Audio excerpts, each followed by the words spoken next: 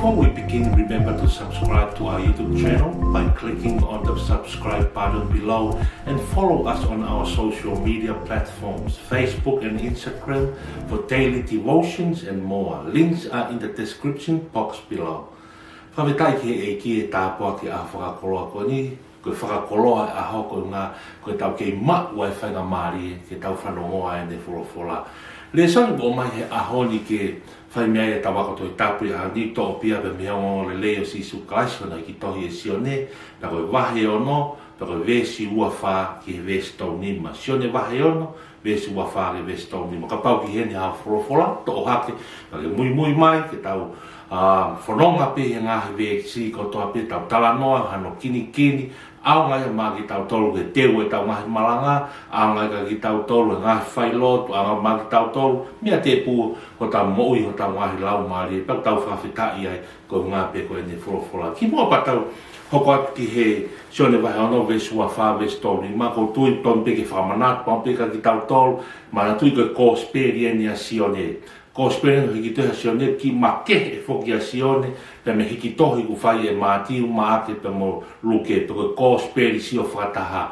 Sione hanga pe ne talanoa nei o ke te whito ia i he teolosia, i he isa i he historia, pe te whito ia e anga e tūkunga e whanonga anga e tangata i haa siu mo e konga o sisu, anga e tuku au mai e whanonga taru me whokao motua, hanga i whenga ki ai a luke mo mātiu. Ke nofo pea kōsperi a sione ke whakamatala e tūnga o tua e ko sisu kalaisi. Ko sisu weni nai hoko koe o kakano i koe wholofola nai e kamata koe ang ko kakano i a sisu kalaisi. Sione wa uraki, vesi uraki, kamata anga nyai a wholofola, pa ko hoka wholofola o kakano. Hoko mai ke vesi tāwha pea kakano e ko sisu kalaisi. Hoko whenga mau pea sione ia ke tala noa mau pe ke tu unga e mo ui whakalau maari. Ka ke mau inga sione tala noa e maamani kodi, pe mo i ka kano materio e maamani kodi. Pui tua lelei a pinin ke tau ilo e kōsperi a sione, ai kuhai sione wahe tolu, e tala noa koni hua tu a diko tīmasi o na tala noa pe mo sisu. Pato ngai whenga ta diko tīmasi ai he ngahi mo oni, mo poto, mo materio e maamani kodi. Noko mai pea sisu ia, i e whanau i fo ou me ngahi mea o langi. Kia sione ko sisu ko alo yo tua ko misa ia ko sisu no whakama opo ko toti ai whakama mo tua moe tohi tapu ko toa pe logos ko lea whakakarisia tohi tapu ko words ia ai ko words ko ia ne ai kakano ia sisu kalaisi whatatau ke hiki tohi e kōsperi ko no hiki tohi e sione kai e sione pahe o no o tui ka pate ke toki lau mai mi he wahe ulaki mana tui e tau teu malanga context pau pe ke tau lau mi he wahe ulu vesi uluaki lau mai mi he wahe nima vesi ulaki ke he o e wahe ono au mai ke vesi wa whako hae tala noa mea nai hoko o tui ka pate ke lau e vesi ulaki e wahe ono ki he vesi wa nima te ke iluai ko tala noa ni hono whawhanga si su e toko nima fe whawhanga e sisu e toko di maa. Hoko atu rewa ki ai a whio i e sisu, tangi sisu ke kaua ko ke nau whanonga ke kaua e taha mata ko kāpa ne umi. Pana nau whanonga kaua e taha aloa sisu ia whai e ne loto. Pea a whio e sisu o tu taha maki e kaua ko i he loto tahi kāre. Tamai dane ha ere atu. Ha ere te whukai wai pia ofo e kaua ko he nau mamata ka sisu. Kai ke mōni pa mga whekau e ngai tala noa ko mahino o wawhioha e ki e tau ngai whainga taa ko toa pe. Hoko mangai rewa ke tala noa koe aho ni vesi o buawha ke vesi tōni ma. Whatonga i e tawhia e tala noa. Mata ko di o tau i kāpane ume. Mata ni o tau i kauwai ne taha. Ne talange si suke nau whanonga ki e kaua ko hire ne ha ere mai whakahi wai. Ofa kaua ko pa hao rewa nau whanongo e nau whanonga ki kauwai e taha. Ai ko hoko ai a tala noa ko ni. Kai ke te uraua pe ngahi vesi tau. Whanonga pe ngahi vesi tau taha. Pai tau ngai whakauhinga, pa tau whakamapopo reflection, hanga whewhene apply mai, e hanga ne whakatau mai ke tau mui whakalau maari, hanga hano whainga mooni ke whahano malanga, whahano talaki, ai kōsperi mai ongo le leo tohi e sione whatatau ki e ko sisu kalaisi. Kai e vesi wa whao pia no wharea. Koe i he ilo e kakai tā oku i kai i he whetu ko ia sisu, pe ko ene kaua ko. Nā nau heka whoki nau tolu ke ngahi ki waka o nau alu ki kāpa ne ume koe kumi o sisu. Hange ko tau whakatawa noa ane nai. Mata ane ko kāpa ne ume sisu. Talamai he vesu wa fa ne fe kumi hol mana tu ne to ospen no fa fanga to di mafe o se ne mana ke asisu pa ke fa ame ka kai na mamata pa na uma ka kai ke fa asio ta kai ospuri asisu ia mandu I fo mata na ilo pe ta no o hui ka pa ne talamai he vesu wa fa asio na fa hekta fa ki waka ai kakai kotoa ko dio nau heka mo nau whenga ke nau whanonga ki kawai e taha ke nau o kumia si suba mo ne kawako ki kawai e taha ai ko kāpa neu me hoka tu lewa ke vesi wa ni ma ke vesi wa fitu pe hano whakarea pe nau ilo ia e kawai na nau pe ke la pai ngaki hau whakaku ki hedi pe tari a si sua ne wholofloka te nau to kwawe ko talatu ko mo kumi ke tau ugi kai koi uhi ke mo sio whakailonga ka kohi na mo kai e ngā fo I mā o mau mā kona ai. Mō ngā oe ka I kai ki ngā oe more, ka ki kai o tolo ngā o iku ki mo I tangata. Ai atu te te mo tolo he whānau tama tangata. He ko toko taha ko ia ko sila I he tamai e ho tua. Whatonga ia. A awa tone ka kai o nau ilo koe a sisu ki ka pane uiai mo ne kawa. Ko pane e ke ngā pai. Naki hau whakaku. Whatonga I tare a sisu, kai ke tare sisu pe na whako, tare a sisu ke uhinga koe na wō mai ai. Mata pe o na wō mai, koe uhinga na wō mai, pa tare a sisu. Koe ko talatu, ko mō kumi ki a te kai ko mō sio ke whakailonga, ka ko hi ko mō kai e ngai fo I mā o mō mā kontak. Mata o si awhio a sisu e na uhinga. Ko na wō mai, ko na wō mai ke kumi ngai whakailonga. Ai uhinga fo ke tala noa whakailonga ko ni ka pau te toi whakauhinga atu, whakatotoro ke uhinga. Uhinga ngai whakailonga ko ni uhinga sisu kai ke mō mai o tui ki he kumalanga, tui ki he kurea, ke mō mai o tui ko misa ia au ke alo o tua mō, ko ngai whakailonga ai o hoko mai mo sisu. Ka mō mai mo tole ke mō whekumi ki he kai o mā, ai mā ke mō mā kona mo whiri o I pa mō whiu wai homo ngā e ngā ka kano whakamaterie. Tama tāku lewa si subu, ofa mai o ngā ue ki he kai o ki kai more. Mo ngā ue ki he kai o kai more, mo kai koe o ku kai tolo ngā, uhinga si suia, mo ofa mai o mai, ko mo mai whekumi ka te au, ko ngā koe mā o mo ui, mo ui mai ke mo kai ai mā, o kai koe mā koe ni materie koe ne whai hono ririu, pe whai hono whai tāwa hangi koe, o ku talanoa ke whakamotuana e whuaki kia Mosese. Whuaki kia Mosese he toa whātanga si I kai. Maa koe ana nau kai pena topa nau mate ho mo whankui, ho whakatapu. Koe maa ku tolo ngā mō maa kumi. Whi maa si suia ke tonu mo uhinga maarie nau whekumi mai ki ai. O kai koe nau o mai peo whekumi ka si su ko ngā koe ngā maa materia maa mani koe ni. Ka koe nau o mai o whekumi ka si ko ngā koe maa o mo ui.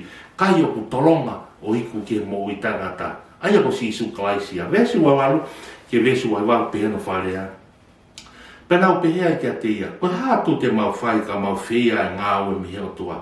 Petari e si isu ne pehea te nau tō. Ko engia e ngā ue mihe o tua.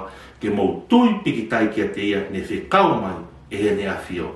Maari e hiri kone whakamatara si isu e mahu inga kai e mā. Peko kai o ku kai o ku tolonga ke mo tangata pana fihu e te kawa ka koe ha koe ha ngā o te mau whai ke mau whea ha ngā o miho toa pako tari a sisu ko engia e ngā o mo whai ko engia e ngā o toa ke mo tui piki tai ki a te ia na whekau mai ne a whio wesi mahu inga ia wesi wahiwa wesi mahu inga ke o whongi tata ko ngā o e nea o toa hau tala no ke a puna ke ko tau ngā o e tuki mu aen tala mai ko tau tuipe tui piki tai kia te ia na whekau mai o tua. O uhinga pea he o tua a sisu kai, ko mo o mai, ko ngā awe o tua, ke mo o mai o tui ki he ku wholofola.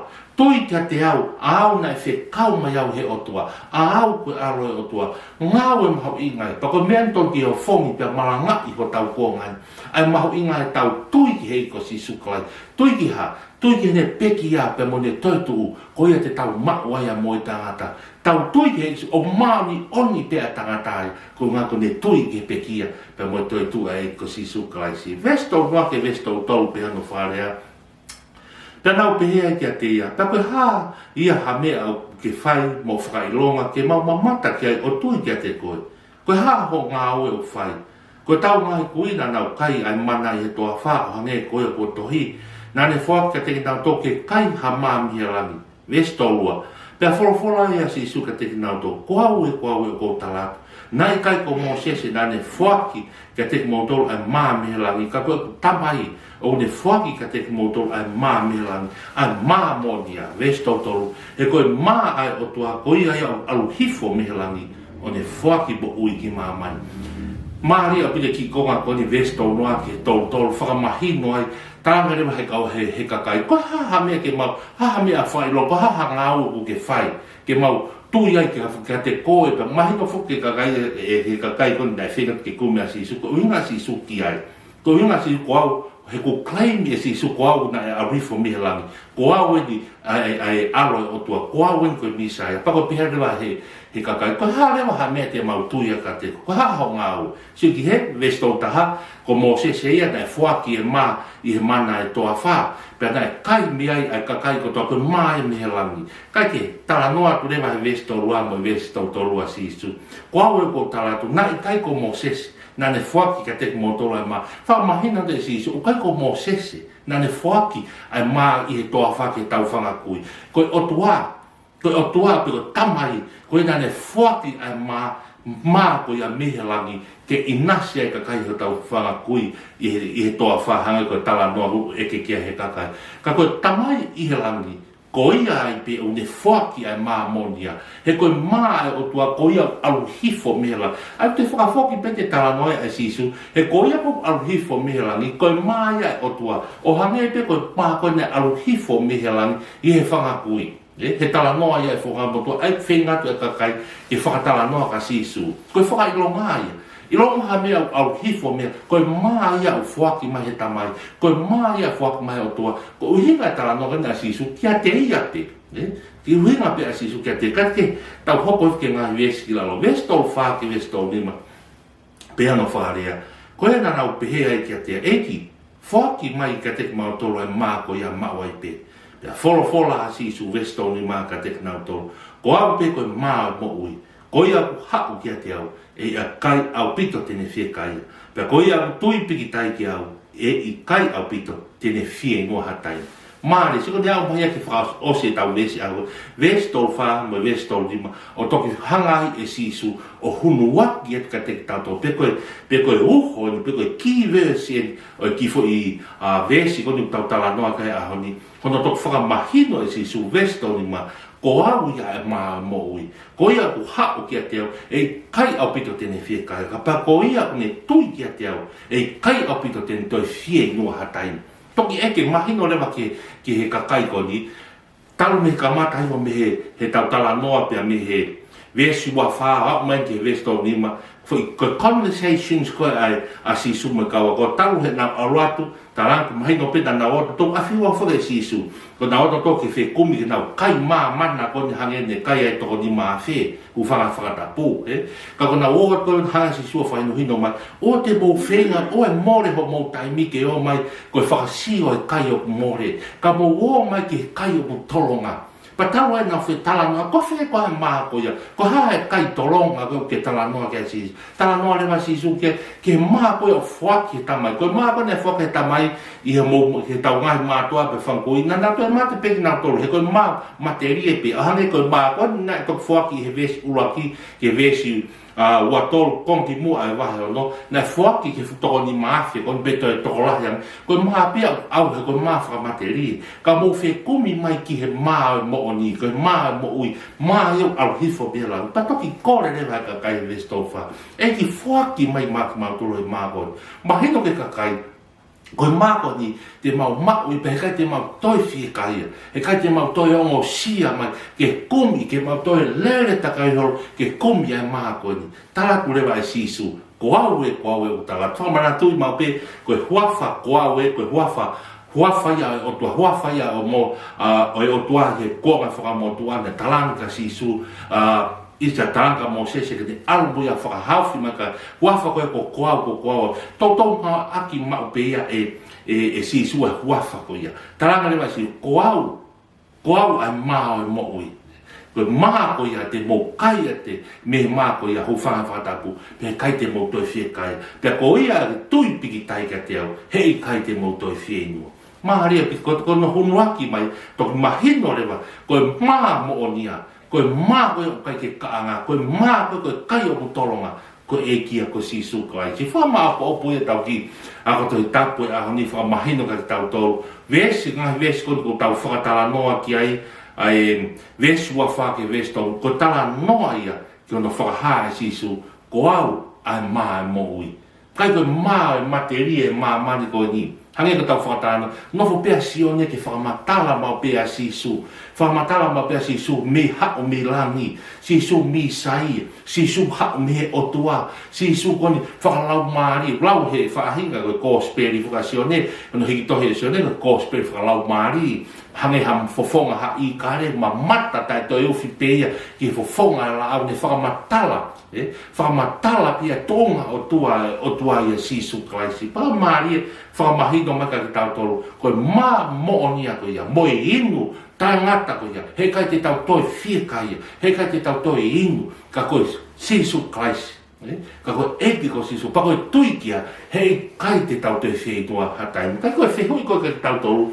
Ko fe a ma ko ma no ka ta ko ha ma materi e hangi tawa ma hen mo ya ma man ko ni ke ta wo ma ke ta wo ku ma mi fa ko lo apa ta ma wa mo ta wa fa ki ngai fa mi kai ko ma ta la no ke sisu ko nga ko ni fola ta la no ke ma ki wa fa ves fa pe sisu o kai bo o ya ta ta ya ma pe kai ngai fola a ratu mi fo fonga o to ta ko ngai fola words pe ko ngai Ongongo le leia e ko sisu kaisi, pe ko tau whaka matala mahino e ahoni, koe tohi tapu ia e ahoni, tohi tapu ia e ahoni, koe words ia, koe tohi tapu ia e ahoni, aina ni riwo ai kakane e sisu kaisi, pe haere hake e sisu kaisi, pa hiki tohi e kakai ko whakamana wa i ki nau tolu, ke hiki tohi e tohi tapu, koe ngai words, koe ongongo le leia e sisu kaisi, ko ia e maa mo ui, ko ia e te tau kai pa tau mao mea o whaka uhinga ke tau lau ai wholofola whaka aho, tau lau he pongpongi, lau he hoa ta, lau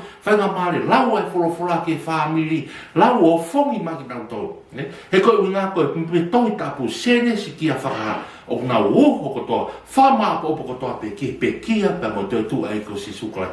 Tui kia, whakato ma hafe me komi, mawai ai moi tangata. Koe wholofola, ko ni hoko ia koe maa mo lea kai punaki, koe lea ia o whakaafo, koe lea ia o koe fofu unga mo ui, koe wholofola ia ni hanga mai o iok, lea kai toi he peru, lea kai a paula ke, ka ti mo ko ni hanga mai o iok, ni ngaki ki tau tau, ke ho tau lau maari ni hanga sa o ni tau mo ke tu e tangata kakato, ko tau tu kakato koe kristiane o tua, papa ke ta, koe whakaingo hito ia le soni ahoi, whakaloto lahi a maki tau tau, whakaloto lahi a maki mo tau mo mea mai, tau malanga i ki vesi o ni ke whakamahino, koe mao e mo ui, sisu kai, koe wholofola, mau inga ia tohi tapu, hake whakatala noa mau pe, koe whakakoloa koe tau ke aho kotoa pe, koe ngā koe tau hake koe, o tau ke mau e whakamari ke tau whanong ke tohi tapu, tau whanong ke wholofola, tala mai wholo, e ai aho e whakatanga i tau tolu me whanongo ke wholofola,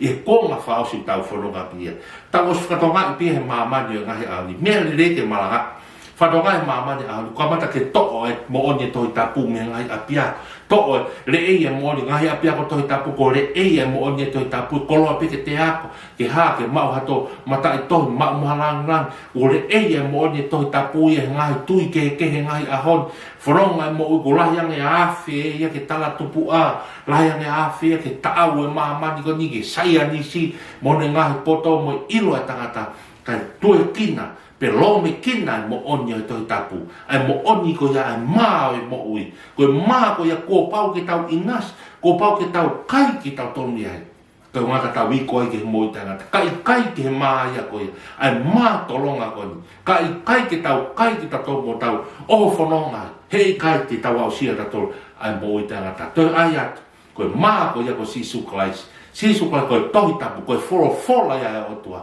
ke tau lau whaaho, whakalarau loto ki ai, tau mawai moi tangata. Koe lawa e tau ki, hako toi tapu aho koni, whakatawangi wa ule leia ka te motolu kotoa pe, mo mea mai ki tau proklame ahon, toko nia ki motolu, te ue ngā whatongia whakamalanga, tau tui whakamari ki whakamalo at ka te motolu kotoa pe, mo whakatohi mai, whakamalo mai, o tui he koe mea ke whawheta ia programa tau pe mo koe sisu o ku aonga e tau ngāo e koe ni o kai koe tau ngāo e koe ni koe koto lau whānoa pe tau ngāo e koe ni mo tau hako ke toi tapu te ria halau maari te ria hata te ni hanga a whea e pare pare te tari ai ne mo i ke ko sisu klasi toko nia ki tau to ke tau tū hake he ngai ahon e ngai kuonga wha osko ke talaki e ko spiri whamaro te motoro whaafe mai o whakarea mai tāpe kina ki motoro mo so mo ngai whamiri hoko ato e pe tau ngai poro kalamaen i ngai wike koto a pe o hake e tau ngai ako toi tapu whaka wike koto a pe mea te pū mea lelei peke tokon ke tau malanga mea ke whai lotu mo tau ngai whatongia ke ka hoi mea te pū ke whakamahalohi mau pe ho tau lau maari whakatupulaki ai mo oi ho tau lau maari i ngai kuonga ko ni koe ngā pe ke tau whakapapau i he ahoni pe o tohi o tau hingoa i he tohi o mo ui o toa mafi ke tau pe kina mai kina tolo ko toa pe mea mai ke programa ahon tau pe kina platform mo aka toi tau whakawiki ai tau pe mo koe sisu tau pe kina whorofora ko ni whakailo i mau mo whakamahino mau pe kei mau to ko koe ia sisu ai mai mo ui mau whaafie kubi mau pe ke mau tolonga ke kai o tolonga ko sino tapu haia a fion he mau mau e kai te mau toi fie kai ai ka te mau iku ai ke mo i tangata tau pe kina whorofora a koe mo mau ngai lau mari i nau tolo ko toa pe singa e tamai ngā wha si ma kau ngā piriki mi kau ngā karistiani nau mea mai ke polo kalama koe wa whao sisu Christ kau mau wha mo ui amen malo pita mo mea mai mo mea